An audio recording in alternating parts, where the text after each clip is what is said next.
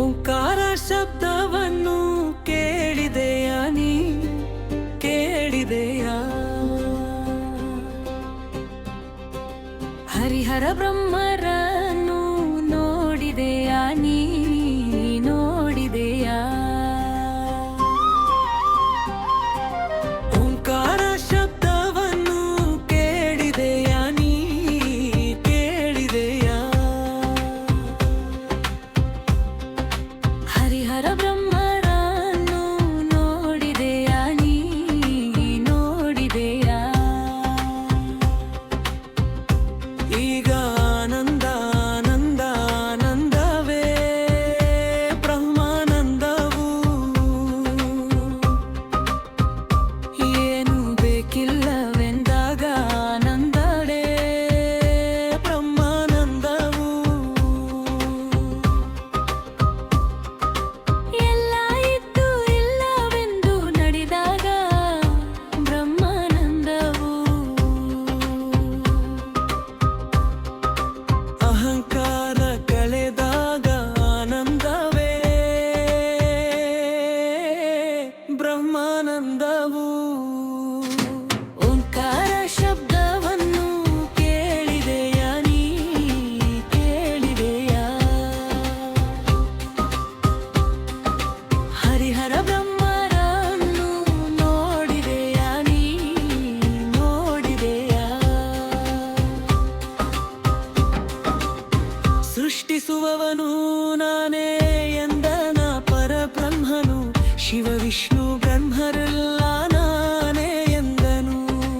ಎಲ್ಲರನ್ನೋರಿರುವ ಗುರು ನಾನೇ ಎಂದನು. ನೀನಾರೆಂಬುದ ತಿಳಿಸುವ ಗುರುವು ನಾನೇ ಎಂದನು. ಓಂಕಾರ ಶಬ್ದವನ್ನು ಕೇಳಿದೆಯ ನೀ ಕೇಳಿದೆಯ? ಹರಿಹರ ಬ್ರಹ್ಮರನ್ನು ನೋಡಿದೆಯ ನೀ ನೋಡಿದೆಯ?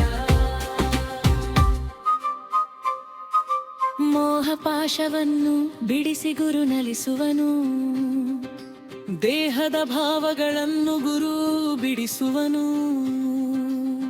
ಸುಖದ ದಾರಿಯೊಳು ನಿನ್ನ ನಡೆಸುವರು. ಆನಂದದ ಕಡೆ ನಿನ್ನ ಗುರು ಕಳಿಸುವನು.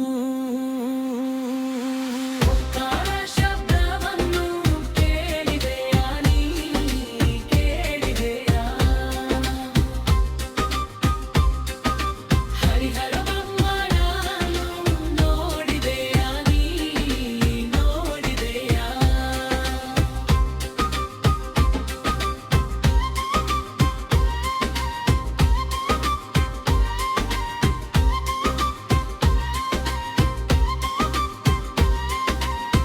ಬೇಕಾದೆಲ್ಲ ಗುರು ನಿನಗೆ ಕೊಡಿಸಿ ಬಿಡುವನು.